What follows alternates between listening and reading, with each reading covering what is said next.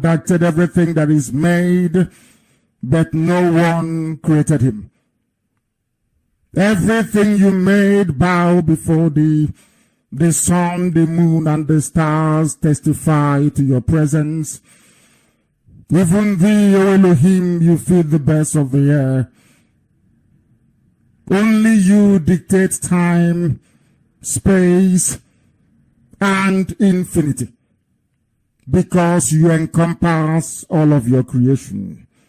We come to thee very humbly, in absolute and total submission to your will, to hand over our proceedings as we do every blessed day unto your tender care, that Biafra may come not through our might nor our power, but by your divine grace upon the lives of those that you created especially to bring light into the darkness that Africa has become. Therefore we plead with thee to make haste, O Elohim, to deliver your children of Biafra, to come to us very quickly, to help us, and to put our enemies to shame and confusion that seek to destroy your handiwork. Let them be turned back and put to confusion that desire to hurt your children. Come and chase all our enemies back. Let them be turned back for the reward of their shame, those that laugh at us. But let all of us that seek thee, this very noble family of IPOB the world over, with joy and gladness in our hearts, have we sought your salvation. And that is why we say continually and ceaselessly, let the name of the Most High be exalted. Let the name of God Almighty be magnified. Let the name of Elohim be uplifted. Because we are poor and needy. Please come to us very quickly. O Creator of the universe, we need your help and your deliverance.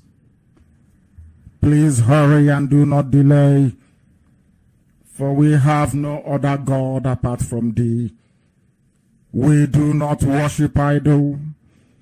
We do not worship anything that the hands of men made. We do not worship anything at all that is the creation of a living being, because all flesh are immortal. Because everything that is made must face destruction. But you are indestructible. You are immortal.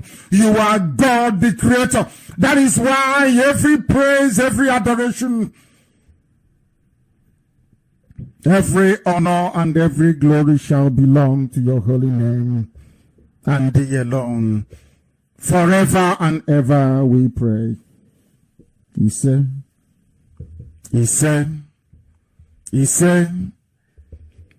very evening, if you're joining us for the very first time, this is the platform where the truth is spoken. I will tell you the truth and nothing but the truth. The enemies can lie. The devil can lie all it can. Lucifer may seek to deceive, but here we are determined and we are resolute. Our mission is very simple: to restore Biafra to its former glory, to ensure that the kingdom of heaven is experienced by the children of men on this very earth. We are not going to stop. Absolutely nothing will stop us. They couldn't stop us before. When they came and killed and pillaged, they were unable to stop us. They couldn't stop us when I was in the... I welcome you back, wonderful people of Biafra. There was a slight and rude interruption which we have managed to rectify because the forces of darkness would not wish to hear this very broadcast this very evening, but we are proceeding. The time now is approaching 23 minutes past 7 p.m. in Biafra land, and the same number of minutes past every top of the hour, wherever you are domiciled around the world. We are live and we are direct, and nothing, I repeat, absolutely nothing will stop us from disseminating this very important information this evening. But we have prayed. Therefore, we must move speedily ahead into this very address this evening. Once again, it's a live presentation. We are live on all platforms of Radio Biafra. We are reaching every time zone, every country on the planet Earth. It doesn't matter where you are. If you wish to join us, you should be able to do so. Because the greatest threat to freedom is not just the oppressor, but a population that is happy in slavery and servitude. Nigerians, it appears, and certain individuals with Biafran names say, love slavery. We in IPOB don't. This very one and only IPOB, we do not love slavery. We shall do everything we can to be free. I, like most other compatriots of mine in IPOB, prefer dangerous freedom to peaceful slavery. Until Biafra is completely set free, we shall continue to agitate, because to me and to others as well, freedom means the ability to be yourself every day of your life and not to be pushed around by anybody. Freedom is about living without mental, physical, emotional, and spiritual shackles or constraints. And if I feel that my rights and that of Biafrans are being violated the same way they are being violated today, then I will consider it a massive violation to my God-given rights to live in freedom. Therefore, I will resist it. Therefore, I will agitate. And that is why we do what we do. Some of you may have noticed that the impostor called Jubril, who was criminally imported into the damnable Zoological Republic, has only recently returned from his surgery enhancement in the United Kingdom. Jubril al-Sudani, the replacement of the dead late Buhari that the cabals brought in, traveled a few weeks ago without informing their toothless and useless Senate, in clear violation and contravention of all the principles and protocol laid down in their useless constitution. But unfortunately for Jubril, this time around, he did not travel with his makeup artist. Because if you see the photos of Jubril returning from London, where he was met by Bukola Saraki, their Senate president,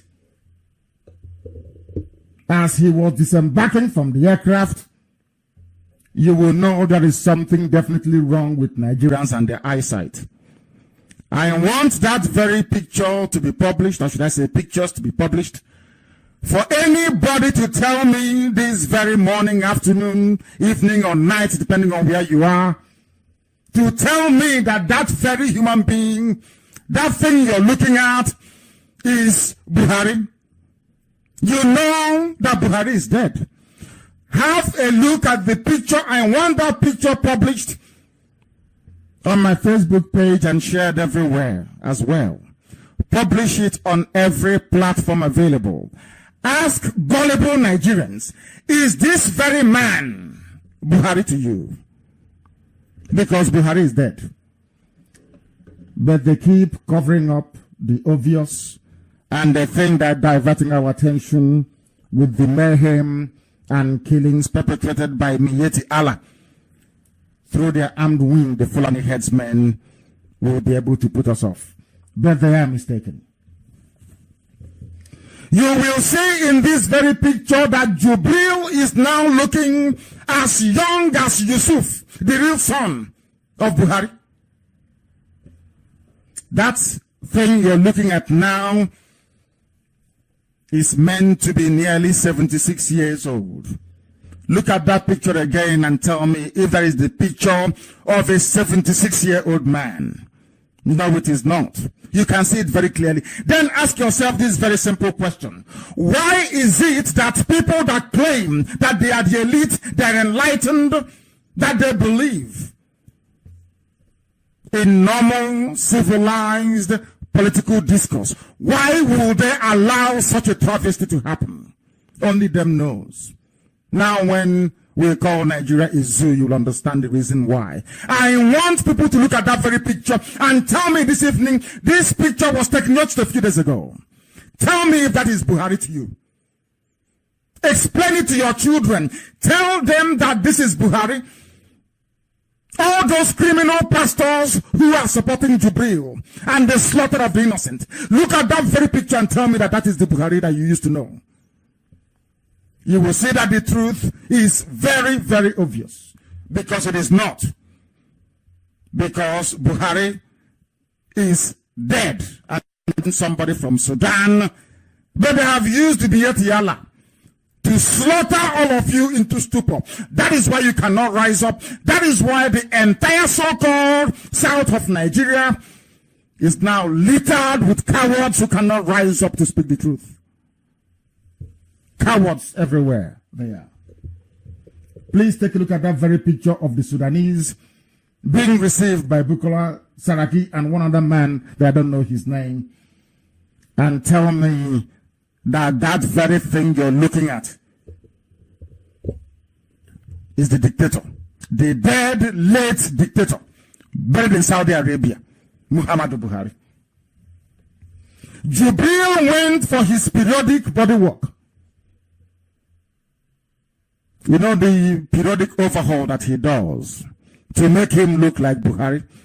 But this time they got it wrong because the makeup practice did not go with them. That's why they sent the young man without his full makeup. They think we have forgotten. I will also do another program on the eve of their useless inauguration. On the 28th, I will be in the USA and I will do a live broadcast for the world to know that Jubril is from Sudan, impostor, that they have allowed to bamboozle them. That is how useless, weak, and cowardly your so-called Nigerians are. Nigeria is a country where you see no evil and you hear no evil. That is why evil can reign. Morning till night, week to week, month to month, year to year, everybody pretends all is normal, when it's clearly not normal. This is the man they are planning to swear in on the 29th of this very month. The dead Buhari did not have basic, confirmable school certificate. This same man now from Sudan that they rigged into office, running on behalf of Buhari, does not have any confirmable WAEC certificate. Whereas, evidence after evidence has been presented to the general public, to the judiciary, and to those that claim they are the officials of the Federal Republic, of the damnable Zoological Republic, and even our citizens. We have proved it on this platform time and time again that the dead Buhari forged his certificate. This same Jubril they brought in to impose on all of you claiming he's Buhari does not have any certificate, and therefore should not be sworn into office. But the opposition is weak in Nigeria. The people that claim they are Nigerians, they are not one people, whereas the Sudanese can come out on the street to protest. Nigerians cannot do so because Nigeria is not a country. Even the name Nigeria doesn't exist. It's a made-up name. Nobody is a Nigerian. Instead of them to address these cardinal issues that is responsible for their backwardness and primitivity, they keep chasing shadows. Because all they're interested in is who gets into office, who loots for his village, who loots for his family. That's all they're bothered about.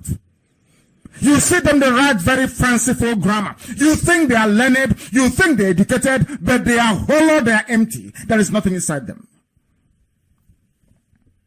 Look at those pictures. I am telling all the warriors of IPOB to make sure that this very picture is everywhere. The question is very simple. Ask anybody you're sending it to. Please, is this Buhari? Does this look like Buhari to you? And you hear their answer. Then why are you swearing this thing in on the 29th? A Sudanese. Why are you swearing him in?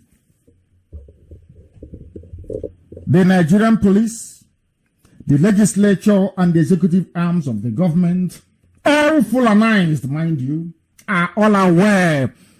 Yet nothing is done to effect or to sustain the legitimacy of the rule of law by enforcing the requirements, the constitutionally laid down requirements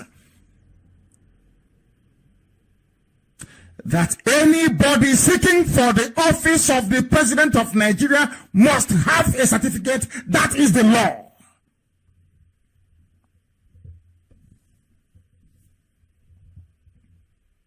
That is the law. But they don't obey the law. That was the constitution that everybody swore to uphold. Every police officer, every judge, every executive office, every political appointee, they swore. Maybe it's because it should have been written in Arabic. Perhaps some of them would have been able to understand it. The law is very simple. There is no circumventing it. Where is your certificate? If you don't have any certificate, why are you being sworn in? So now you understand that Nigeria is a fraud. You know, in the zoo, they keep reversing things. Remember, they knew what we were saying about the fraudulent creation of Nigeria, the British Zoo. They turned around and started calling us Biafra, you are committing fraud. And we asked them, where is the fraud we committed? By exposing your shambolic foundations. The same way they tagged the IPOB a terrorist group, but Miyotiala is not. Do you see how they reason in the zoo? So they try to get in their own first. So you'll be fighting a defensive battle without knowing that they are the ones who are guilty and should be charged as such. That was the reason why before they continued, they knew that Buhari was going to die, of course. We knew he would die in office because everybody from Connaught always dies in office. You will die there. If you're from Sokoto, from Katsina, from Kanu, from all those, you know the north, what I call the core north, not Middle Belt, not Southern Kaduna. They always die in office or they are removed from office. They never ever completed their tenure. Go and check your history. They never did. That was why they insisted that come hell or high water, the dead Buhari must complete his term. That's what they have done, is to hold series of meetings to decide that this jinx must be broken by the dead Buhari. That is why Aisha is going along with it. These are facts. If you doubt me that Buhari is dead, go and have a look today at the picture, the latest picture of Jubril returning from the UK. You will see, and tell me that is Buhari. He looks as young as Yusuf, Buhari's real son. But some of you, when I say it now, they say I insult black people. But believe you me, there must be something wrong with us. I am telling you the truth. Even if we cannot speak, can our eyes also deceive us? The answer is no. Just go and have a look. But Yoruba media will not report it because they want a Yoruba man in 2023. That's all they care about. Forget about the morals of upholding the rule of law. They're not interested. It's only to have access to control oil and gas resources. That's all. But they're journalists. They too swore to write the truth, but they will never write it. Because they are compromised. Or maybe because that's how Africans are, which is the very jinx we're trying to break ourselves in Biafra. By trying to prove to the world that not every African society is as useless as Africa is today. They're fighting us, but we're overcoming them one after the other. Evidence of the forgery of Buhari's certificate abound is everywhere. Everybody knows that. Can you ask yourself this question? Why was it that a tribunal was constituted to resolve the issue of who won the elections, and up until now there is no pronouncement? None whatsoever. Because the deal is done. Britain has given approval. Therefore, anybody will give you, if we bring a goat or a cow to say this cow is Buhari, he must rule all of you, that cow will rule. You are nothing. But unfortunately, the Yoruba race is going along with this. Now they understand why it will be very, very difficult to build a country with them. We like people who are honest and straightforward, people that hold on tenaciously to their core beliefs without compromise. We don't compromise. I don't compromise. But they all do. That is why entering into an alliance with them will be very, very difficult. Almost impossible. Tell me how, because of perhaps 8 years of oil money, 8 years in office, you jettison every principle that you once held very dear. Is that how you build a nation? Is that how you build a country? Is that how you raise the people? What sort of morals are you passing to the upcoming generation? I ask. What are you passing on to them? When there is deception everywhere. Everywhere. How dumb can Nigerians be and their miserable law enforcement and judiciary, when written laws are made not to apply to a section of the population, like the Fulanis, the law doesn't apply to them in Nigeria, then that makes everybody a fool. When you make laws and it doesn't apply to a section of the population, who is more corrupt than Fulani people? But they are the ones running EFCC. They are running EFCC, arresting everybody else, but not their own. You see how clever they are? And some of you idiots from the so-called South Nigeria, you go along with the nonsense of EFCC. How about Ibrahim Lamode? Have you forgotten Ibrahim Lamode? The former EFCC chairman. Where is he? How much did he steal? You cannot even begin to pronounce the amount he stole. Where is he? Where is Minor? Where is the Babachir Lawal, the grass cutter? Where are all these people? Some of you don't reason very well. That is my concern with most Nigerians. And they say I'm arrogant. I insult them. I insult you because you can't reason very well. Oh, they will come back and say, is you people who are con men. And I say, have we defrauded you before? The answer is no. Have you defrauded us before? The answer is yes. From the beginning. Now you that is defrauding us is coming to call us fraud. Can you believe such nonsense? As I said earlier, like tagging IPOB a terrorist group when Yetiala that's actually doing the killing all over the place that everybody knows is somehow they are struggling for water resources so their cattle can drink. Do you see how they reason? Now you begin to understand it. We are pursuing criminals and they turn around to say that we are criminals. Can you believe such rubbish? Unbelievable. Unbelievable. I am afraid for the dwindling thinking capacity of your average miserable Nigerian. That is why they're committing suicide all over the place. Instead of them to come out and protest and rally and say that evil is evil, instead they go into their bedrooms and they commit suicide.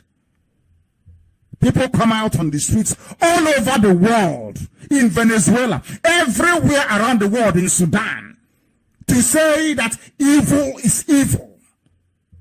In the case of the zoo, they go into the room and they drink otapia and that's it. Can you believe it? Oh my goodness me. My goodness me. This is the type of country some people shamelessly wake up to every morning to defend.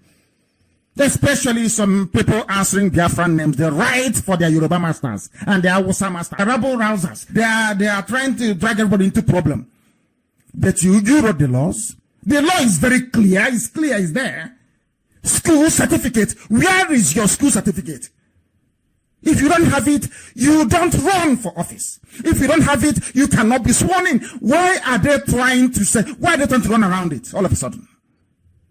And you wonder why Africa is poor. You wonder why people are dying walking through the desert. You wonder why we are drowning in the Mediterranean.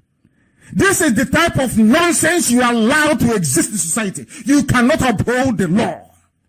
And you want light, you want running water, you want good roads. You are insane. You cannot have any of those things because, as I keep saying people all the time, anytime you travel abroad and you see lights 24 hours a day, good roads, there is a disciplined population that runs such a place. So when the road is bad, they fix it. They know it is their duty to fix it and they must fix it. Do you think these things fall from heaven? Can you go to school and pass if you don't have the discipline to wake up every day and go to school to study or to take your lectures? How can you pass? Is that possible? You don't obey what is written in your own constitution and you want light, you want good roads and good education. You are insane. You're not well. You must go back to the drawing board. You must go back to the drawing board. Because the way you do things is not how it's supposed to be done. If you swear in Jubilee on the 29th, whatever hope, in fact, you see what Mietiala will do to all of you. Write it down on a piece of paper. If I speak, write it down. The Fulanization agenda will be complete before 4 years. They will do it.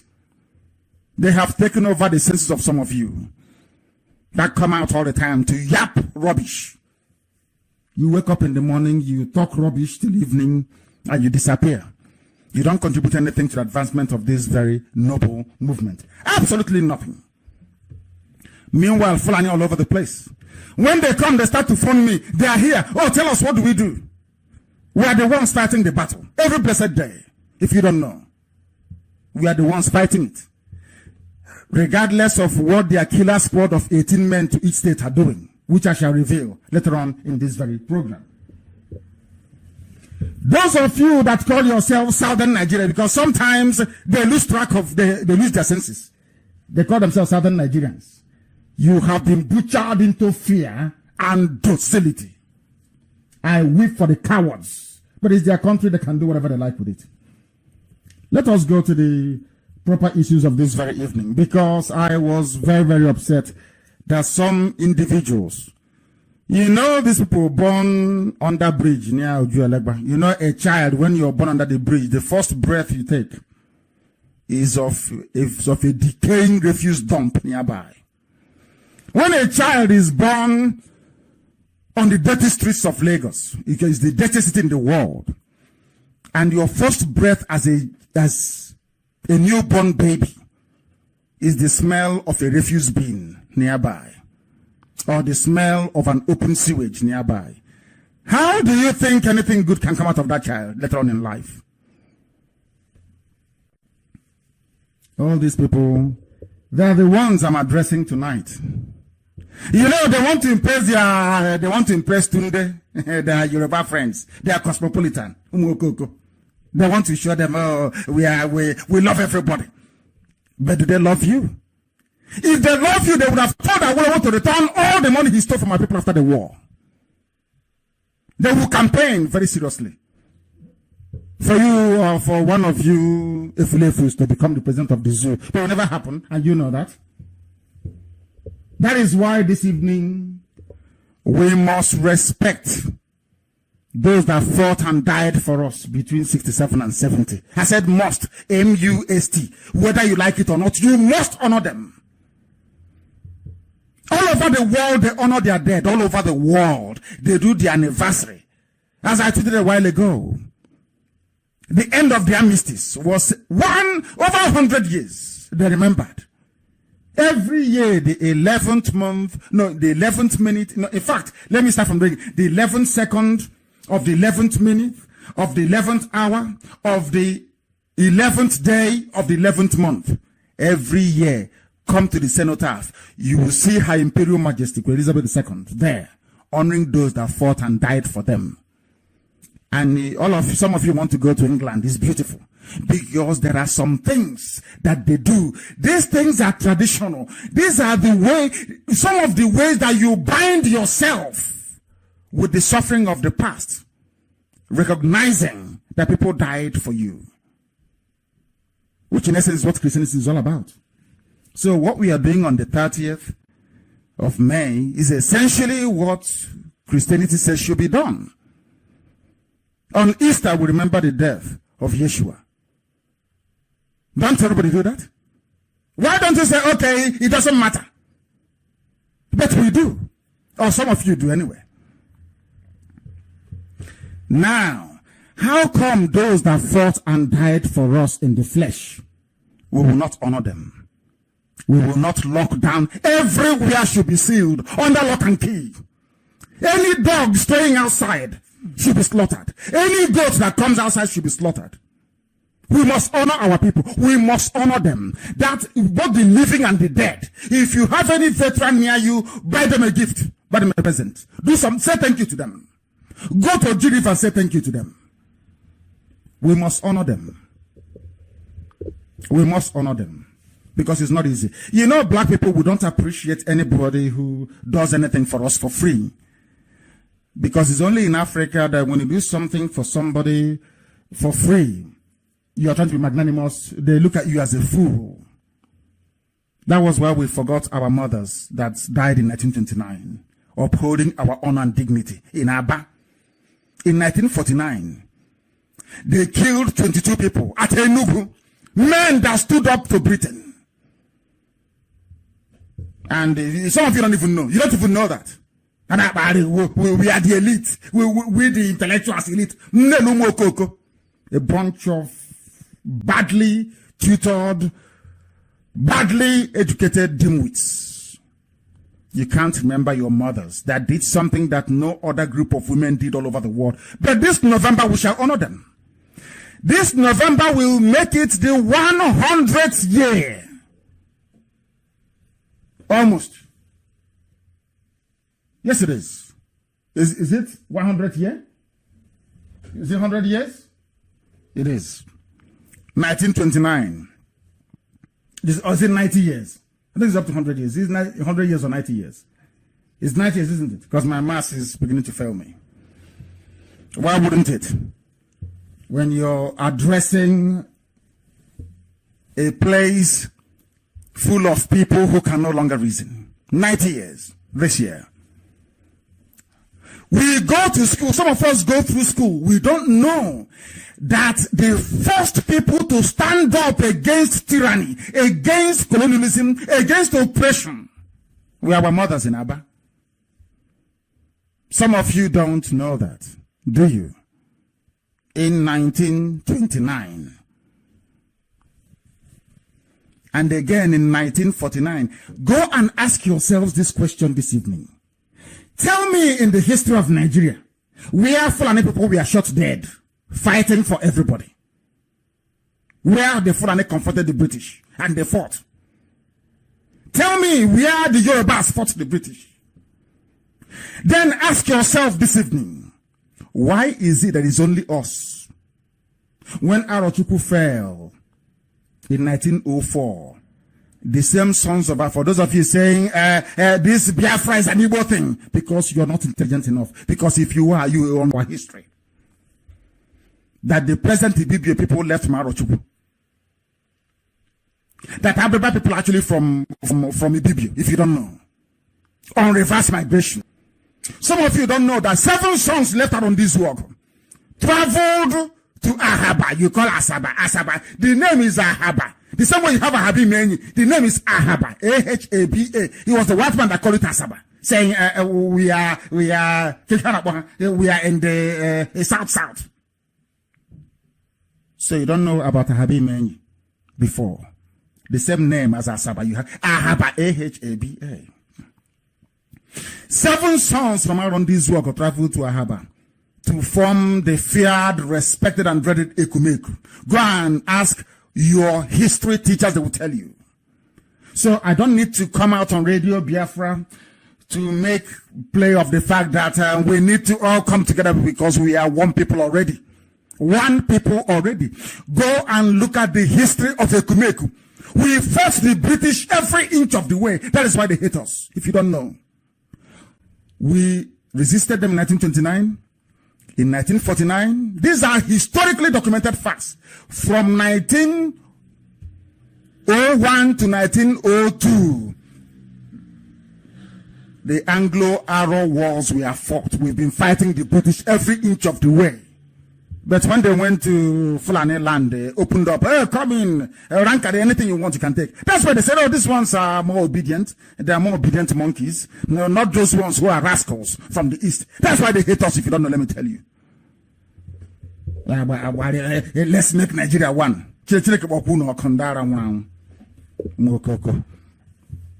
We must continue. We must remind ourselves about how we got to where we are today. I want to introduce a perspective which I read today on social media that guided my thought this evening. Now listen very carefully to understand how things play out in this zoo called Nigeria. And how foolish, how foolish they are. All these people that claim that they know we are the elite, they know nothing. They are useless. All they care about is chicken change from contract. There is no honor, there is no dignity. That is why they think Nnamdi Kanu is like them. Because they've gone to government to go and collect money. So they think somehow Nnamdi Kanu must have done something. No, I cannot do it. I have not done it. That is why I speak with divine authority. Come out and say it so that the world can hear. That is why we are incorruptible. Whiter than white and whiter than snow. Don't make things up in your brain because that is how you are.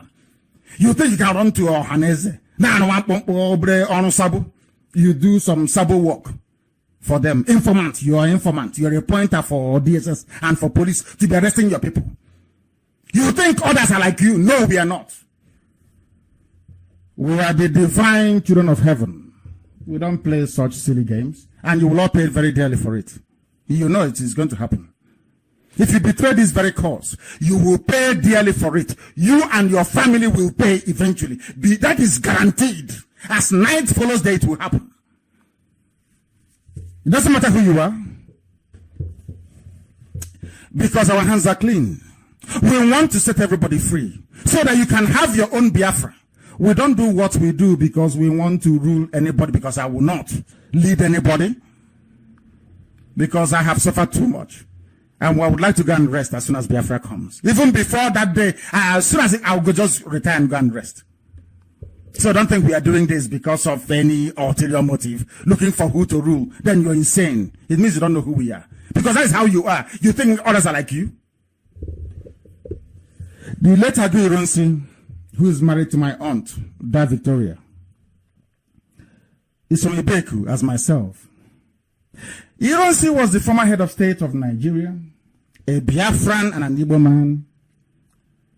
At the age of 8, he traveled from Omwana in Ndume, my mom's village, to go to the north, where he excelled and became a general in the army and accidentally became the head of state.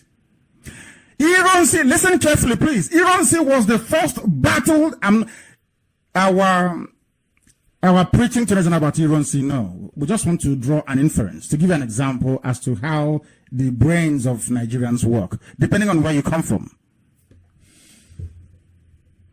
Ironsi was the first battle-tested military general. He was a general, decorated in the field for fighting battles and winning, especially in the Congo. Not like Buratai that got there through quota and by fighting market women. You know, he said he wrote a book on strategies of war. God. He's a brave general. And I was wondering, which country did he fight in? Okay, then I remembered. It is killing unarmed men along Zaria Kaduna Road. Massacring of IPOB family members at Hillbridge, Onitsha. Killing us at Mpo. Killing us in Aba, in Iguacha, in Enugu, and in Omwaya. That makes you a general. Oh dear. We must continue. You know, the stupidity of these people is just astonishing. Honestly astonishing. I am perplexed. A general is meant to fight a war outside the borders of his or her country. That is what makes you a general. You go and you conquer a land for the people, you bring it back to them. An African general is the one that kills ordinary unarmed civilians. And you're a general. Dear Lord, have mercy. He also was killed by Fulani people while sitting as head of state. And today nobody remembers him. Not even Biafrans, not Igbo people. But he was the head of state. He was the man that foiled the coup that would have made it possible, perhaps, for us to be free today. He was killed alongside the Yoruba man called Fajuyi. And it may surprise you to know that Yoruba still honor Fajuyi till today. I think it was last year or 2 years ago they had a lecture to honor him. And I wholeheartedly supported it. Fajuyi was a great man. A very great man. Maybe when the Onyo of Ife says that there's a mixture of Igbos and Yorubas, then I think maybe Fajuyi may be Igbo then. Because he was a very brave man. Died alongside Ironsi in his house in Ibadan. I think then he was the the governor of West, military governor of Western Nigeria, or whatever it was known as. Ironsi was sworn in as a president. But Abiola was never sworn in as a president. He's a Yoruba man. He was killed by the same people that killed Ironsi, the same Fulani Caliphate as usual. But do you know that Yoruba media, Yoruba politicians, all pushed, including some Igbo Efulefus, that June 12th must be recognized as a Democracy Day in the zoo, which I think the official did that today, to honor Abiola. But do you know that nobody remembers Ironsi? Absolutely nobody. And he was a former head of state, assassinated in office. He's a Biafran of Igbo extraction. Ibeku, to be precise, where I come from, which is my clan. Today in the zoo, they passed a bill to recognize and honor June 12th because of one man. The same people pushing for one man to be honored then turned around and said that they slaughtered not 3.5 million, but 6, according to the Irish government. 8 million people were killed in Biafra. And you don't want us to honor 8 million people, but you want us to honor one Yoruba man. Now you see why I got angry with these people. You can now understand it. Therefore, we must honor our fathers and our mothers that fought and died for us, including the living, and all those who have been killed since this very agitation for Biafra restoration started. Therefore, we are going to sit at home on the 30th of May to remember and honor all those that were were slaughtered, victims of Holocaust, victims of genocide, victims of starvation, including very little children. Due to air, land, and sea blockade enforced by Britain, Nigeria did not defeat Biafra in any war. Britain and an alliance of the West and the East defeated Biafra. Simple as that. In a straight fight between Biafra and Nigeria, in 2 weeks we'll be in Sokoto. Who are they? It was Britain that fought for them. Russian weapons, Egyptian pilots, and sometimes OAU soldiers as well. That is history for you. Not Nigeria. Nigeria never ever defeated Biafra in any war. Never. It was Britain that did. With her alliances. We fought against the whole world for 3 years. That is why nobody wants to read our history.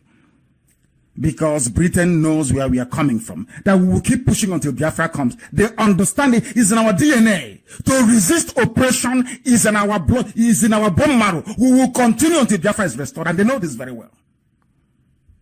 After all, throughout the whole time they were in the zoo called Nigeria, colonizing and Christianizing everywhere, we resisted them.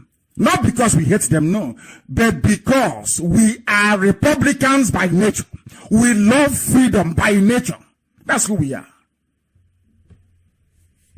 When I read about all these Efulefus, maybe the Yorubas with Igbo names, writing rubbish for Yoruba papers, I look at them and I laugh at them because they're foolish.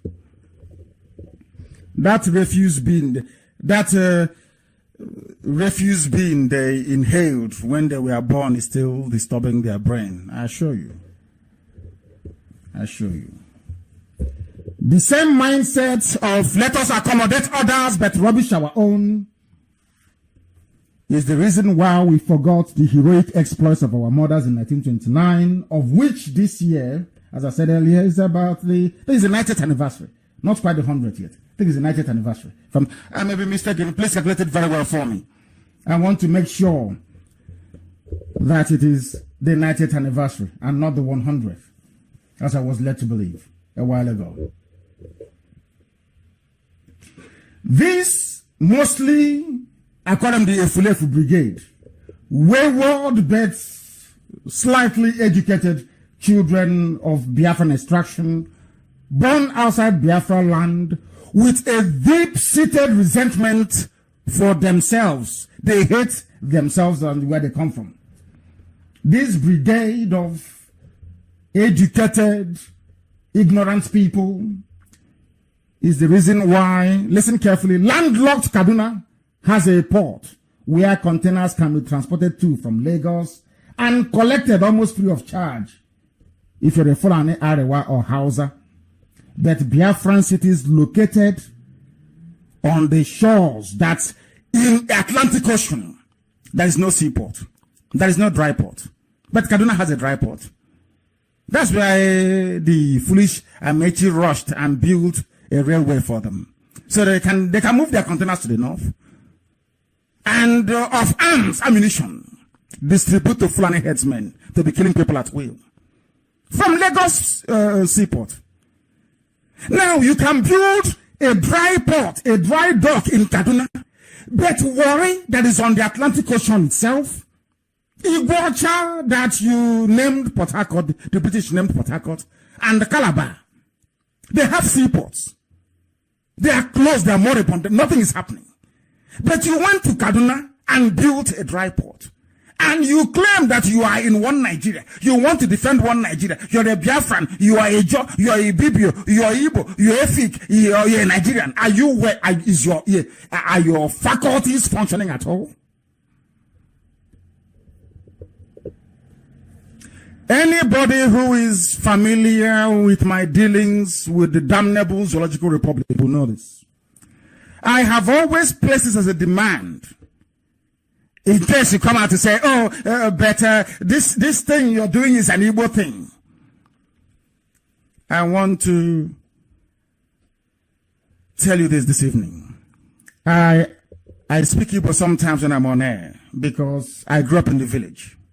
I did not have the contamination of being brought up in a township. I was brought up in the village. That is why I love my land the way that I do.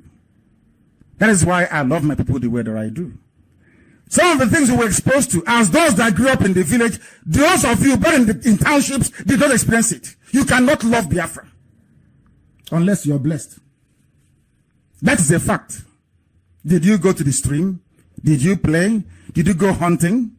What did you actually do in a township, living on top of a stinking gutter in Lagos? What do you know? Absolutely nothing. That is why people must follow this lecture very carefully, write it down.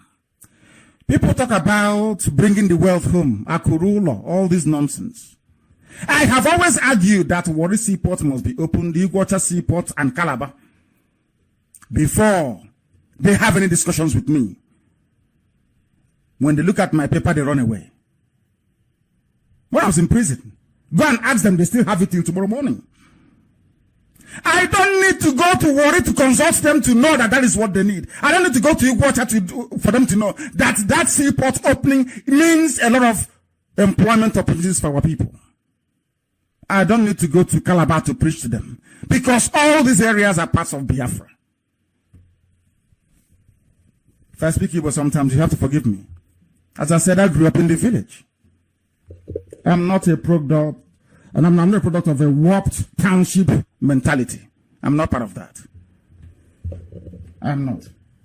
Some of these ignorant fellows that talk about Akurula divesting our businesses and bring them back to Biafra land as if you can just, how can you build a viable economy without good roads, without railway system, without international airport, and without seaport? Just tell me how is it? How can you do it? Please enlighten me. But you see, there is an adage where we come from that people, I wouldn't know how to put that in English. So it sounds very, so people can understand what I'm saying. You see, before you talk about economic growth, there are things that underpins it. Before you build a skyscraper, you must think of getting water to the toilets that are on the last floor of a tall building. So at least you can flush the toilet. Not carrying bucket and climbing the stairs. You must make sure the lift is working, isn't it? So it's not you just wake up one morning and you start to build a skyscraper without making provision for a lift, for regular power supply, and to make sure that water gets even to the very last floor. That's what people do. When you talk about bringing investments back home, through which roads? Where are the railways? Where is the airport? Where are the seaports? Now you've seen it. So all that Akurula nonsense has fallen by the wayside. It's just a jingoistic gimmick that badly educated people talk to themselves about to make themselves look good. What we need is Biafran freedom. Forget all that rubbish, Akurula nonsense. What we need is freedom. Without that basic freedom, all your business models will collapse overnight. Simple as ABC. Injustice after injustice has been meted out to our people with nobody rising up to organize, I repeat, a philosophical and ideologically consistent mass resistance against it until we came along. I'm not saying others have not come before us, they have come. But the test is this: philosophical and ideological consistency over a period of time, tested, unwavering. We don't waver. We remain the same, unwavering, morning, afternoon, and night, the same. Don't care about what idiots say. Where we are consistent. Our reward, how did they reward IPOB, is the betrayal of Ohaneze Igbo Governor Somifulef, who's working for Yoruba media, and poverty-stricken fellows that lack the discipline to understand what freedom fighting is all about. The mission of these misguided slaves is to turn our land into another Kwara State, or Ilorin, to be precise. I say this all the time, with all due respect to Yoruba people. The reason why I fight the way I do, and I fight saboteurs when I see them, is this: if you allow them, What Afonja did in Yoruba land will happen to us.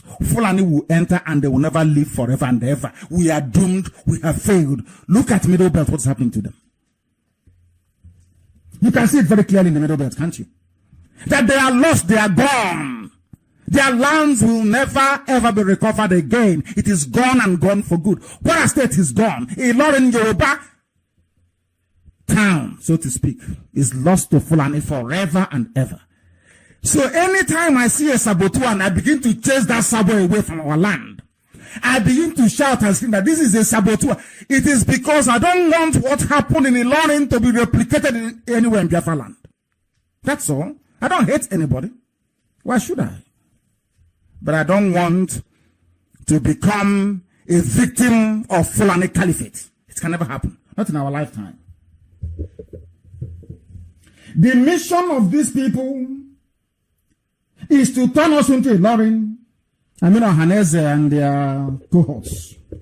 They want the land of the ancient people, Ndibo, to become another vassal Fulani Caliphate with Quislings in charge, the same way some Yoruba Muslims are today guiding and controlling reasonable and sensible Yoruba people. Look at it now.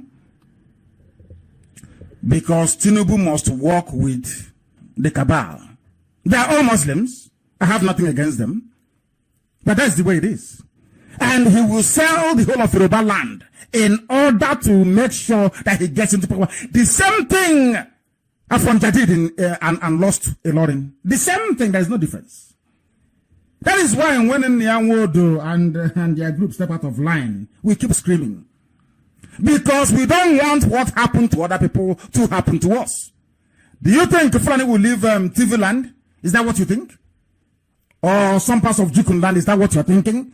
That one day they will pack and they will leave? Do you think Fulani will leave Southern Kaduna? You are dreaming. Of course they will not. That is why we don't want them to enter into our land. Never, ever, ever. And that is why everybody must work assiduously hard to ensure that Biafra is restored. That's the only thing that can save you. If Biafra doesn't come, we are gone. Completely gone. Well, I'm just warning you. To appreciate what the future holds for us without IPOB, simply look at what non-Fulani Islamic populations are going through in the Middle Belt to appreciate what shall become of us in a few years' time if we fail to do something now by supporting IPOB with all our might. Only IPOB can save you. If you like, you go and try, you will see it. Things have gotten so bad to the point that Ohaneze, Obiano, Ugwuanyu, Umahi, and Ipazu, that we are at the forefront of assisting their Fulani masters in tagging IPOB, a terror group, and now impotent before Fulani terrorists invading our land on a daily basis, slaughtering and maiming at will. Ironically, this is the most funniest part of it. It has been left to the same betrayed IPOB to step up and defend our communities under attack in Ebonyi, in Enugu and in Anambra. Have you heard of any governor speak out against the Fulani headsmen attack and the killing of their people? Of course they won't speak, and as I told you, they will not speak. You can go and support them all you like, but I warned you that they will send you down the river. When they come killing you, they will not say anything about or do anything about it. The same way that Fulani headsmen or Mietialas, Makban, they are not in Yoruba land killing people. Have you seen or heard from any of Tinubu's newspapers or TV station condemn it? Of course not. Because his eye is on 23. That's what concerns him. The same thing with your governors. What is the next time they want to be in office to be collecting allocation? That's what they can kill all of you. They don't give a damn. And when I say these things, some idiot will say we are using fear to hold on to our people. I am giving you the facts. What IPOB is doing is to sacrifice itself for the betterment of yourselves and your children. That's what we are doing. Nothing more, nothing less. Our people must know that our land is under attack on three fronts. You know Fulani terrorists, what they're doing already. We all know that. But I also want to tell you this evening that they brought in an 18-man squad and attached them to every government house in the southeast. Listen carefully. The Inspector General of Police, they thought this was secret, but of course we have the best intelligence in Nigeria. Of course we do. IPOB has the best intelligence in Nigeria. Or should I say within that geopolitical contraption called Nigeria. They sent an 18-man execution squad to each state, to Anambra, to Ebonyi, to Enugu, to Abia, to Imo, to work directly with the governors to carry out summary executions of any young man seen outside after a particular time. They did so in Aba 2 days ago. We have the videos and we have the pictures to prove it. That is what they are doing. They are killing our people secretly. This 18-man squad came from the office of the Inspector General of Police with the blessing of the Nigerian Army, Buratai, the Fulani ruling caliphate, to come to our land with permission from our governors to execute anybody. It doesn't matter if you're IPOB or not. Once they see you outside and you're young, they suspect you, they take you and they eliminate you. It's happening right now as we speak. Therefore, I say to Biafrans, wherever they are in Biafra land, anytime you see army and police in an unmarked vehicle, not army vehicle, but in an unmarked vehicle, make sure that vehicle is burnt. Because they are the ones killing our people. They are killing our people. We have the videos to show you. And in fact, I want those pictures circulated tonight. And the interview of the survivors. 3 ran away, they shot 3 dead. You can see the pictures for yourself. Or for yourselves, as the case may be. This is what's happening in our land. From the Fulani Inspector General of Police into our land. And do you think BBC will talk about it? BBC wants us dead. Britain owns Nigeria. And whatever they say goes. They will say these troublemakers. From 1900, when we came to colonize you, you said no. You've been fighting us. Now, you also want to fight our servants, the Fulani. Britain will say no. That is why BBC will not report it. AFP won't report it. CNN won't. Al Jazeera. No, of course they won't. Because they have very formidable lobbying system, which we shall get to later. Igbo governors and their traitors within, this bunch of criminals are in the business of covering up the atrocities of the Fulani masters against our people. They work hand in hand with the zoo police and media to spread falsehood about IPOB, an example of which is the death of a man that I brought from Lagos to Enugu, Anthony Nwoko. I fed him and I paid his house rent. I did. From prison. After careful and thorough investigation into the circumstances surrounding the demise of Anthony Nwoko, it became apparent that Anthony Nwoko was not murdered. The journalists working for Sun newspaper that first broke the story that Nwoko was found in a pool of blood was a Nigerian police-sponsored writer who was paid to present fantasy as fact. Now, since they want to blackmail IPOB, ask yourselves this very simple question. If Anthony Nwoko was murdered in a pool of blood, where is the photographic or video evidence of it? Police now, when they go to an incident of crime, they take pictures of the crime scene. So if they arrest anybody and they go to court, they will present the crime scene to the presiding magistrate or judge or whoever decides to hear the case. Where is the picture of Nwoko in a pool of blood? A journalist wrote that Nwoko died, was hacked to death. Then my question to the journalist is this. Where is the picture?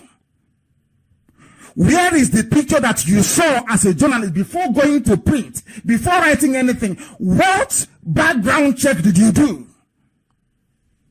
I think it's now becoming very clear what their intentions are. These are saboteurs working for Zoo Media. That's what they do. These are informants for DSS.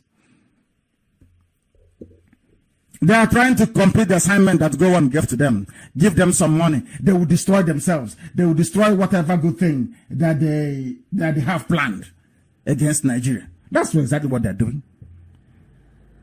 I kept quiet all this while because I wanted the idiots to disgrace themselves first. I was the one feeding Anthony Nwoko. I got him a house. None of you did. I got him a place to stay in.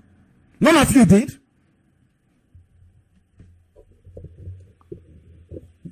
Now you want to raise money that is dead.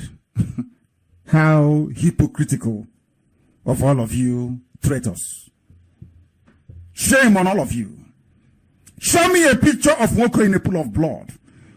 Show me his body with one blood stain on it. That's how evil all of you are. You will not go scot-free, all of you, from 1 to how many of you? I think you're about 22. You won't go free. I'm telling you the truth. Before heaven and this very earth, you will not. You will not pay very dearly for this. Trying to tarnish the image of IPOB is an unpardonable crime. You will all pay very dearly for it. Very, very dearly, I assure you. No police autopsy till date. The police themselves said, we are investigating the circumstances.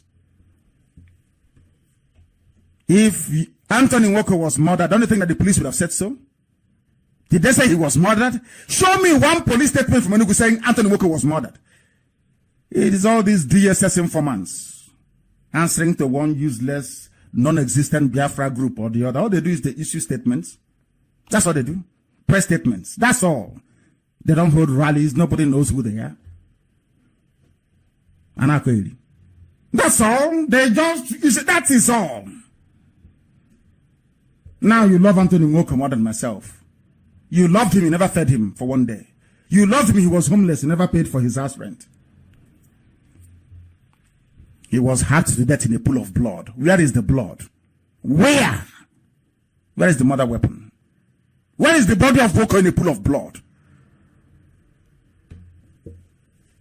Children of Lucifer.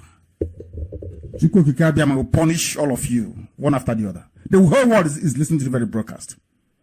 You know me very well. If you want to sink into the gutter, I join you there immediately. You want to have a civilized debate? Of course. We can have one. But trying to work for Zoo DSS in Enugu, trying their best to disorientate IPOB structure, you are wasting your time. We will find you, all of you, one after the other. You know the way it is. Ask the Zoo and they will tell you. No traitor will go unpunished. Not one of you. I can assure you of that. I'm saying before the whole world, so they understand.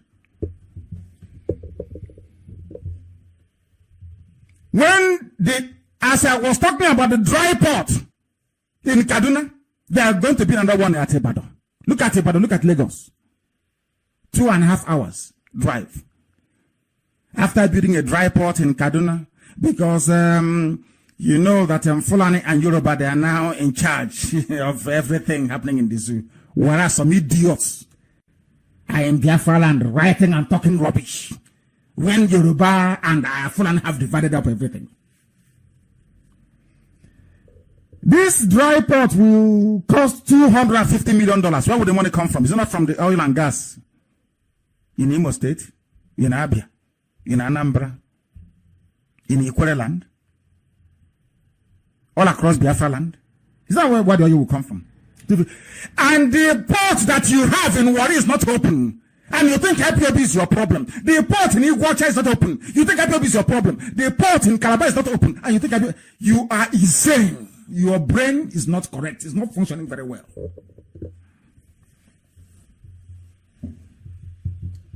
You know me, I prefer to wash my dirty linen in public. I don't wash it. There's no time for closed door. It's in public, so it will be clean. That's how I do it. No seaport functioning in our land. And you don't want me to honor those that fought and died for me. When Nigeria is still cheating me till this very second. And you claim you're an intellectual, you're educated. You're a fool. Complete idiot. Okay. Some people under the control of Al Mustafa. You know, Al Mustafa is now based in Iguacha. Some of you don't know. He lives in Port Harcourt. Iguacha. Al Mustafa. The one that killed Abiola is in Iguacha now. That's where he's based. The Abacha henchman. The assassin for Abacha is now based in Iguacha. Al Mustafa. He wants to be president of because he's Fulani now. He can be anything he wants. A former killer. He's the one remoting some of these idiots that has Biafra attached to their names. I feel sorry for Biafra, honestly speaking. Controlling them. I feel sorry for them. These are the people that will beat their chest to admit working towards one Nigeria and foolishly channel their grievance against the same IPOB that is trying to save everybody, including their useless selves. But it was not a Biafran or an Igbo man, for that matter, that killed Councillor Wiwa. Neither was an Igbo man that killed Adakaboro. It was not an Igbo man that ordered the flattening of Odi. But why is it that the Yoruba that supports Fulani hegemony gets everything they want? Now they are having a dry dock in Ibadan, only 2 hours away from Lagos, from a seaport, mind you. But there is nothing in South-South, nothing in Southeast. So can you tell me on what basis do you love one Nigeria? Just explain that to me. On what basis? Please enlighten me, because I'm at a loss. I don't know. Enlighten me. On what basis are you campaigning for one Nigeria? Oh, goodness me. Yoruba gets everything. Those of them from the coastal region of Biafra, they support Fulani, but they get nothing. How sad. How very, very sad. Do you know that a mega new seaport is being built in Badagry, in the same Yoruba land? Yet, Warri is closed. Iguacha is closed. You call it, let me say, Port Harcourt. So you understand. Calabar is closed. Calabar seaport is closed. So Yoruba will get a Papatin can. They will get a dry dock in Ibadan. And also a mega seaport in Badagry. 4. But you have none. And you're talking about Akurula relocating down home. You have to get Biafra first before you do anything else. Or else you're wasting your time. You are wasting your time. There are those that are the what I call the Fulani approved elites in the South hands. You know, because you know, when a Yoruba newspaper tells you who your elite is, then you know who a traitor is. But if they tell you to hate somebody, go to that very person. That person is a good person. You know, you have the approved list of Sabo and traitors that they call your elites. Very sad indeed. These are the idiots who will not fight the oppressor, but they are comfortably happy to accept crumbs from their masters from the north to fight IPOB that is fighting to liberate them.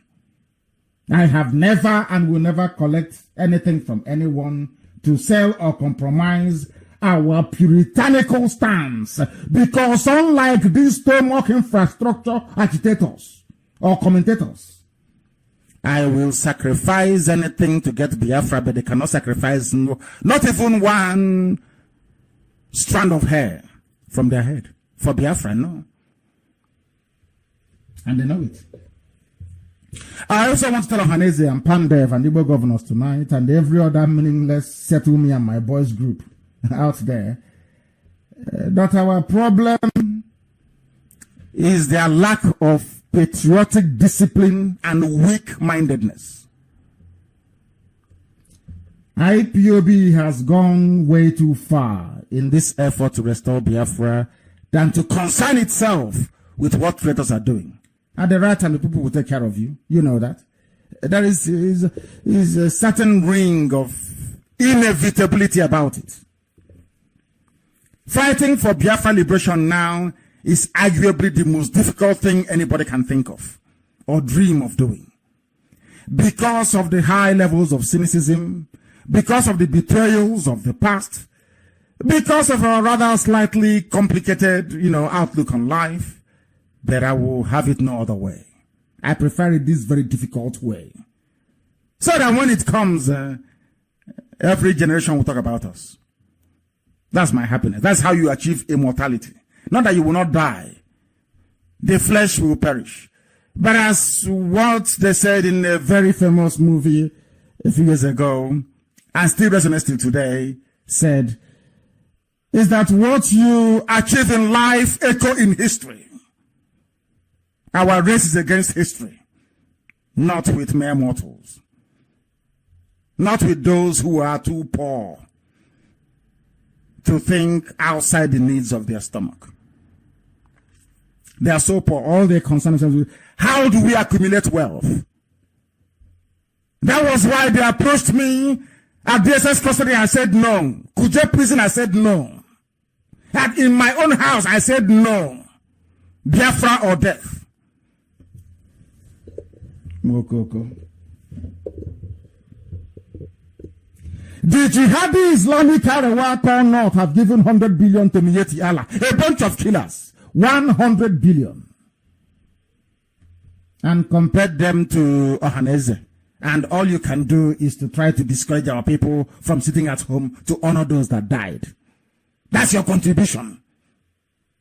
You are being treated in broad daylight, being compared to terrorists, and all that bothers you in life is how to dishonor those that fought. And some of you claim that you fought in the war, which is a lie, because every veteran, every true soldier is standing on 30th of May. I was in the war, and it was Okuasi, you never fought anywhere. You didn't fight anywhere.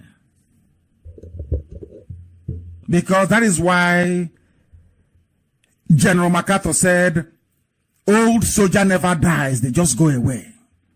If you have fought for Biafra before, you should be fighting for Biafra now. Not telling us nonsense. We shouldn't remember those that fought for us. But England can. Usibato can travel to Rwanda to go and commiserate about their genocide victims. And I should not honor 6 million people unjustly killed. It's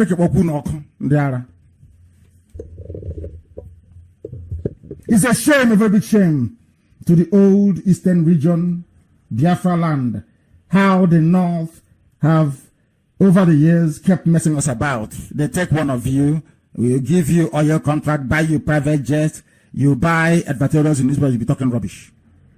Talking nonsense, slave. I don't know why I have this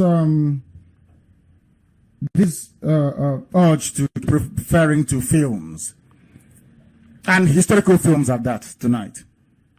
I want some of you to go, and that is why sometimes people don't understand the mindset of the Caucasian, of white people, why they're successful and most others are not. I want them to go and read about the story of the Spartans, the 300.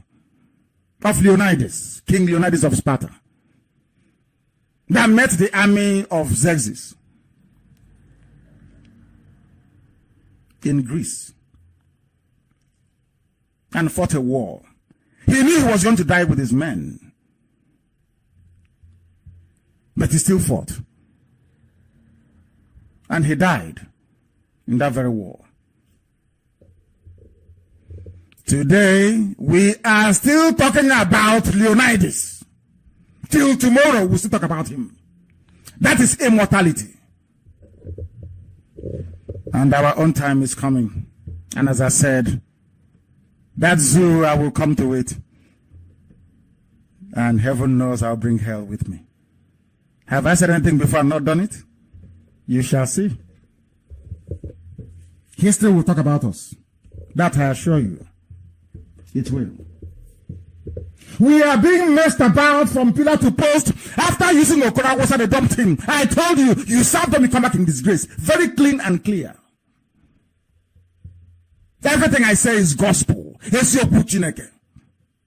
I say it, it comes to pass. Everything, the 400 people now killing you, I said it in 2015. Uchem, for my deputy, very able deputy, you will play all the old broadcasts so that the world may know that I'm a child of Chukwukika. Anything I say comes to pass. You will see it before your eyes. Okoroawosa has been disgraced all over the place. And he's an Hausa man, no, just like he's answering an Igbo name. Okoroawosa, they've disgraced him. Our global effort to create a network of friends for Biafra in the event of any conflict is proceeding according to our plan. We must get this straight. Everything we do it in such a way that we maximize the sympathy and goodwill of the international community at the appointed time. This is not buying and selling.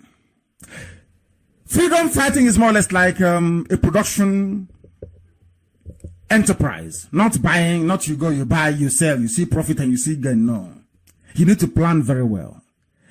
I am very, very conversant. I'm very, very aware. I studied why we failed before. And that is why we can never fail. That is why IPOB is intact till today. And before our enemies forget, we are the largest mass movement in the whole world. On the 30th, we'll prove it to you. Because our plan is steady and methodical. We know what we're doing. We lost in 1970 because we had no friends. This time around, I'm making sure that we have as much friends as possible. If not in the open, but at least covertly. That is the essence of what we call diplomatic offensive. We need as many friends as possible. After all, that was how Gowon defeated us with Fulani before. The Arab League was on their side. The AU was on their side. Britain arranged Europe for them. Also gave them Russia. Nixon, that should have helped us, the then President of America, obviously couldn't do anything because Britain said this is our sphere of influence. So you need friends before you do anything. Look at Ambazonia. Why are they suffering today? UN can come up, oh, UN and Ambazonia, for where Biafra had the same thing.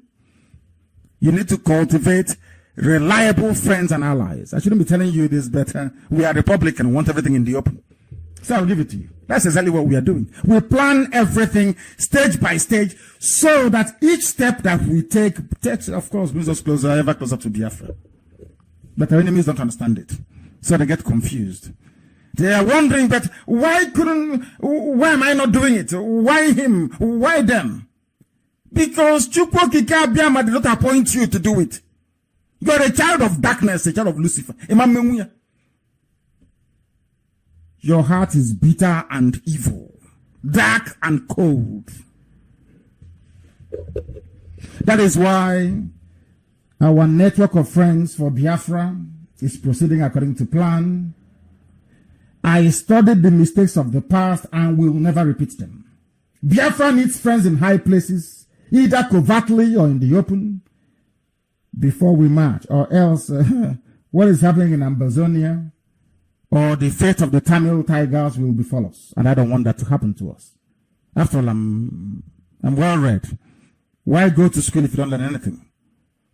We've learned from the mistakes of the past, and this generation of IPOB will not repeat it. Never. You can't repeat it. Never. So we know what we're doing.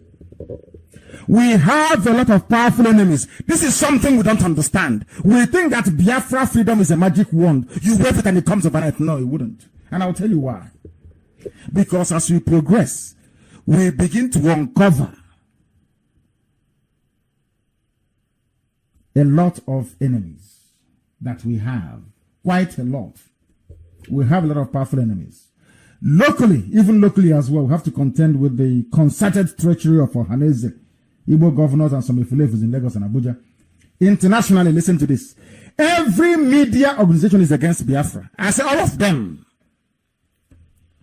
How much can we give to them? We lobby and lobby and lobby. No way. Because Zoo has all your money. How much can you give them? I'm talking about international media, not Zoo media.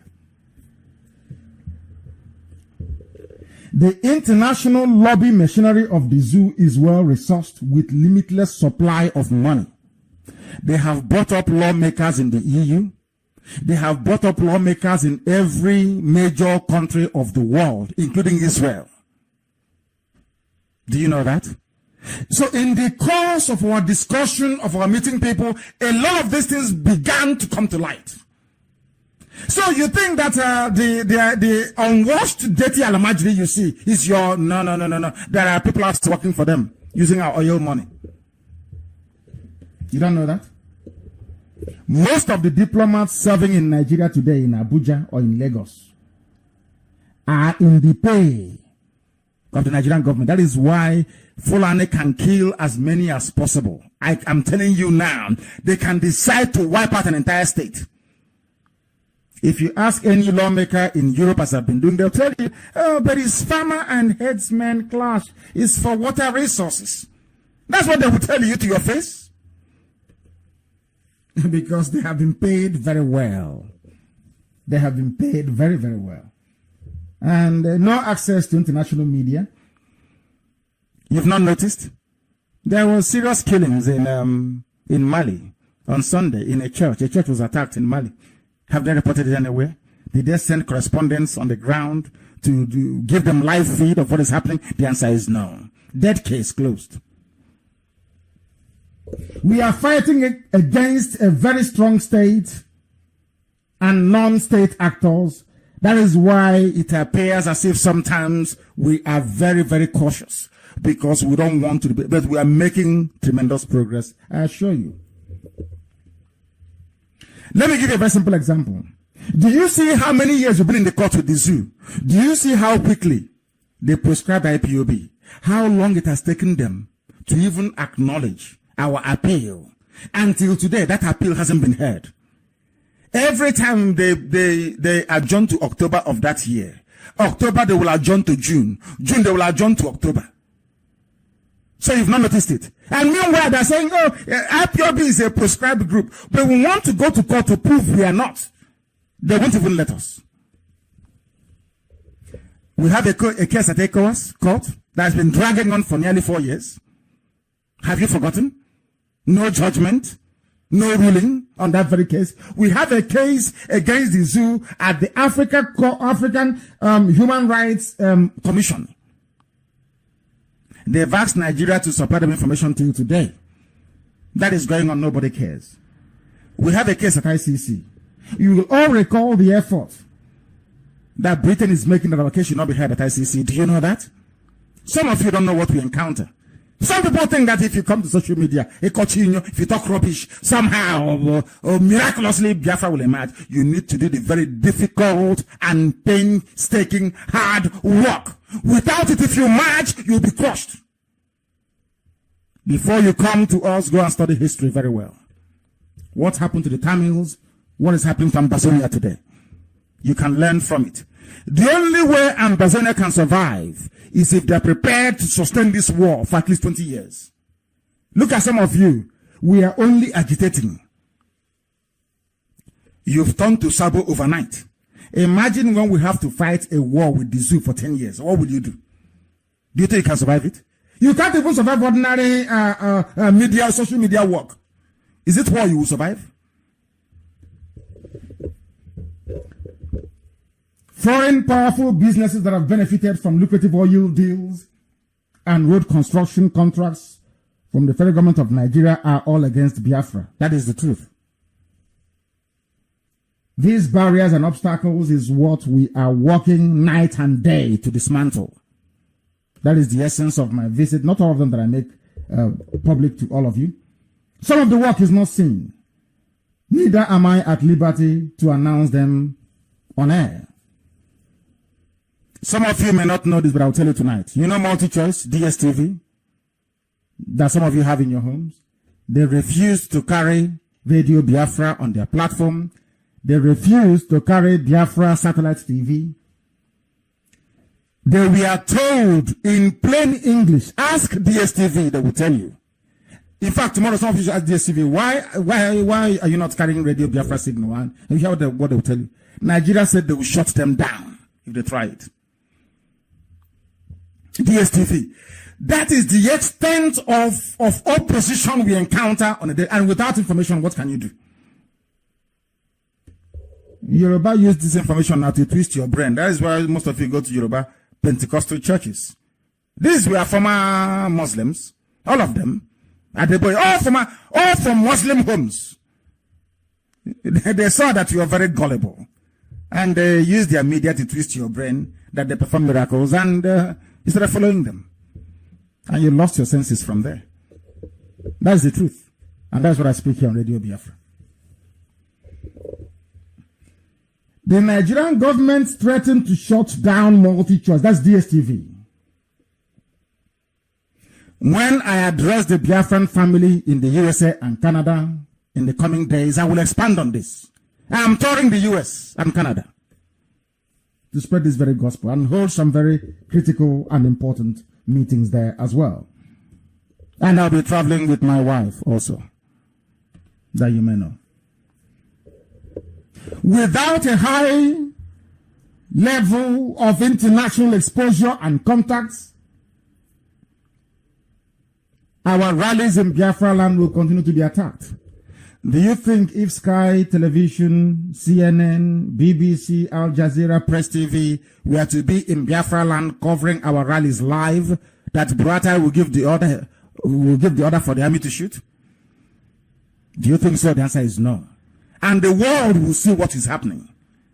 So there is a grand conspiracy against us. Some of you don't know what is you do. You have no idea.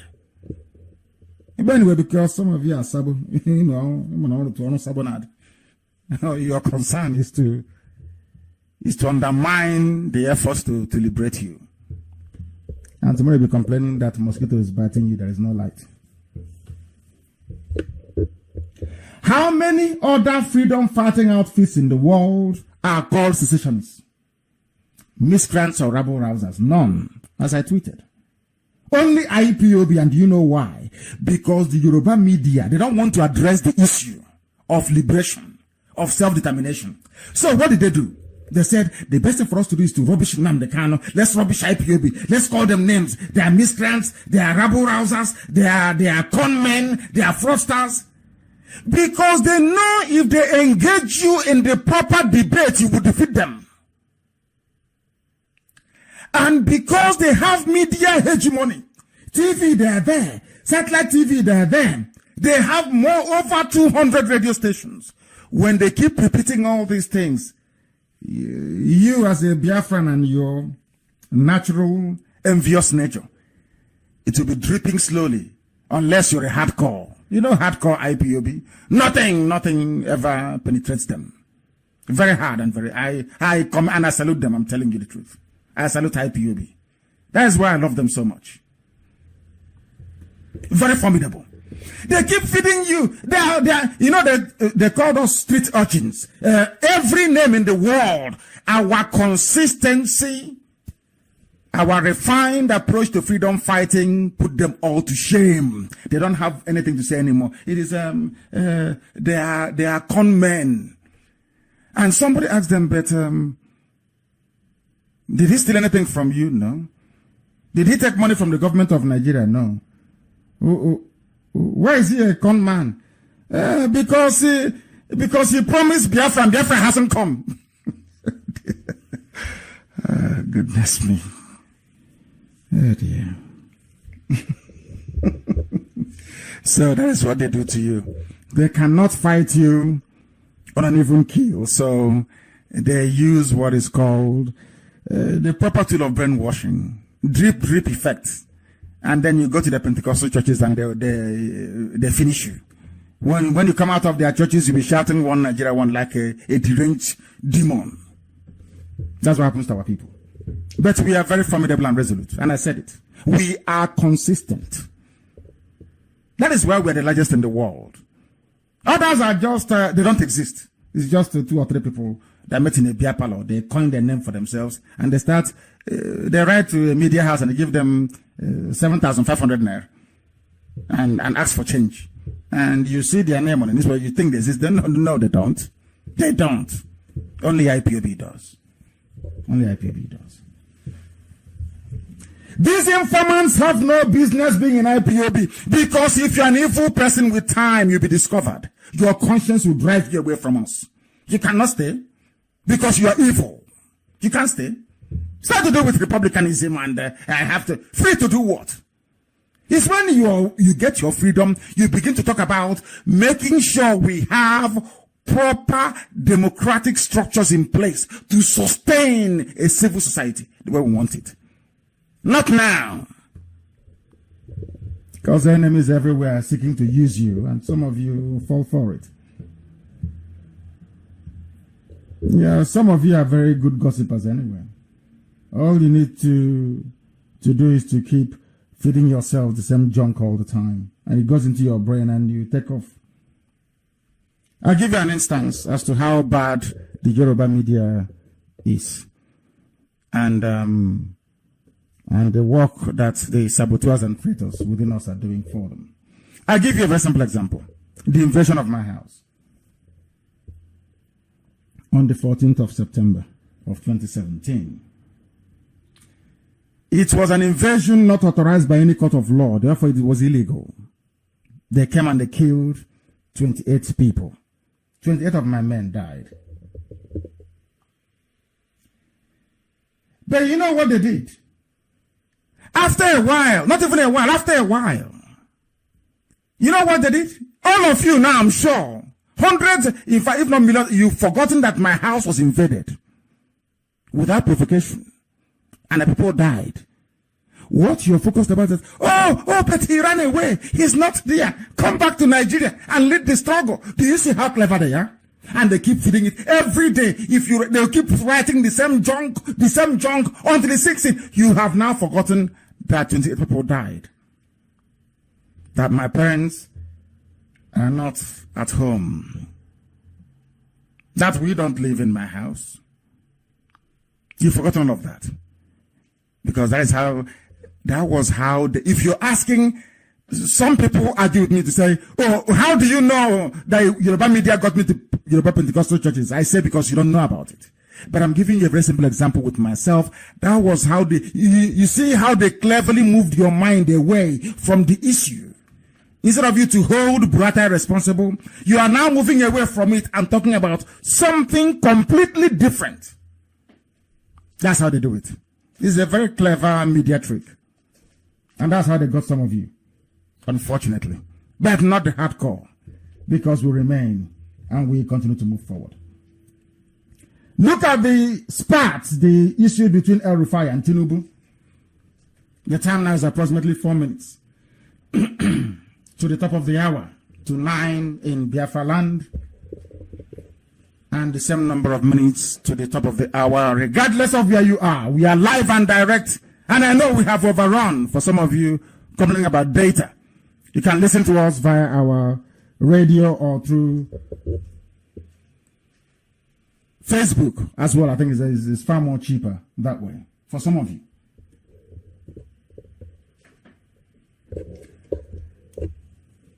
If it was an Igbo man having issues with El Rufai or Tinubu, they would have burnt our shops in Lagos or in Kaduna. I'm sure you're aware of that. And nothing will happen. Unless they won't even issue a statement. No governor will. All these Efulefus, they will not. Have they complained? Did Ohanese say anything about the killing of our people at Hanam in Anambra State? No. Did Opia not say anything? No. Did the Igbo Governors Forum, Southeast, did they say anything? The answer is no. Because they're evil. They don't love you. They pay the media to be teaching Nnamdi Kanu is causing problem for us. This Biafra of a thing. This thing they are doing. As if you don't know we are fighting for all of us to be free of the damnation that Nigeria has become. Why we must all sit at home on May 30th. Our quest for freedom started not just not in the 60s, nor in the 40s, nor even in the late 20s. Our quest for freedom started from when the British landed and we resisted them. From that day till today, we are still fighting to be free. After Arochukwu fell, we moved to Anioma to found Ekumeku fraternity, to fight in a guerrilla war against the British. This is the reason why Britain will never trust us. Britain will never trust me. Because throughout their encounter in West Africa, the only people that have resisted till today, still the same people, the same Biafrans. I hope now you're following. We are born with freedom in our DNA. That is, some people say, is republicanism, which some have turned to foolishness. Or if you want to cover your sabo life, you say you're a Republican. A traitor. I'm a Republican. We did not wake up one morning to hate Nigeria. Nobody did. They have always hated us. In November 1929, the British killed our mothers in Aba. After slaughtering us in Arochukwu, they killed us in Aba. Because our mothers said they would not pay their punitive taxes that they were imposing on us through one warrant chief, Okungo. This year is the 90th year, if I'm not mistaken, of that slaughter. And also, and we have Igbo intellectuals, so don't forget that there are intellectuals in Igbo land, in Efik, in Ibibio, in Anang, everywhere. Because if you look at Aba women's rights, they were mostly led by women from Ibibio and from Efik. The fact it was done in Aba does not mean it was done by Ngwa women. No. The women came from Ekotekbene, from Uyo, from Calabar, from Ekom, from Eket. They came to Aba to protest. So they didn't start today. And these are our mothers. They gave birth to us. And we carry their genes. That is why we are protesting till tomorrow morning. Until we are free. Now, I'm sure you are now beginning to understand it. So, IPOB is not populated by crazy people. Unless you're saying our mothers in 1929 were crazy women. Our fathers that fought at Arochukwu were crazy people. Or that Ekumeku are crazy people. Now you are beginning to get the picture. After Arochukwu fell, Ekumeku came up. And we fought them. Compare that to the British takeover of Fulani land or Hausa land that is now being taken over by Fulani people. There was no resistance. None was. That's why the British loved them. Fulani never gave them any problem. Fulani said, take everything you need. Whatever you need, we can give you. But they had nothing, of course. Only hide and skin and granite. That was all they had. Very poor people. The reason why Lugard amalgamated North and South was because the North was very poor. It's in the report. Go and read it. Some of you don't read very well, but I recommend that very Lugardian report for the perusal of some of you who are, I think, is in dire need of some knowledge about this zoo called Nigeria. Poverty. That poverty is still there till today. The British hate us because we have a resistant mentality to tyranny. It's still with us till this very day. That's poverty that Lugard saw and amalgamated North and South is still in the North. That resistance that the British saw, that Lugard saw, that made him to hate Biafrans is still there till tomorrow. That should tell you something. That should tell you something. In our DNA, we have freedom. Have we forgotten that our dear British also, they gave us Anglican Church? Oh? That's what's part of it. Anglican means English. That's what Anglican Church. Where some of us were unfortunately baptized. I will say out of ignorance. The same people that gave us Anglican Church turned around to be killing us. The same people that gave us Anglican Church turned around to be slaughtering us or encouraging Fulani to kill us. And they killed our fathers at Enugu, November 1949. Cool was the problem this time around. One bystander was killed and 51 people injured. Nobody remembers them. These people were those that gave birth to the nationalism that resulted in the zoo being rid of the British. Our men at Enugu, 1949, history will not, because after the war, history was written by Yoruba people. You know, Fulani cannot write. Have you read any textbook before written by a Fulani man in your primary or secondary school? Which book have you read written by a Fulani or Hausa man? Please tell me, because I don't know. Yoruba wrote our history for us. In Enugu, you don't remember do you know that our fathers died in Enugu? No, we don't. We are busy doing sabo work for the zoo, being informant for DSS. That's your job. How can you know? How can you know? Our people. I am traveling all over the world to convince all the anti-Biafra forces like Britain and some countries in Europe.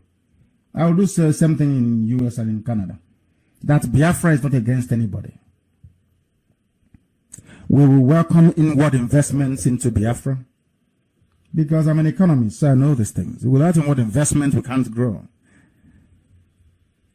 We are full-blown capitalists. Therefore, nobody has anything to fear from Biafra. Our people are being steadily marginalized, victimized, kidnapped, gruesomely murdered, enslaved across Nigeria, to the point whereby, do you see how our brain functions? Even denying us the chance to vote in Lagos, in Abuja, in Kaduna, and some people are telling me that they believe in one Nigeria, where you were denied the right to vote. Hey.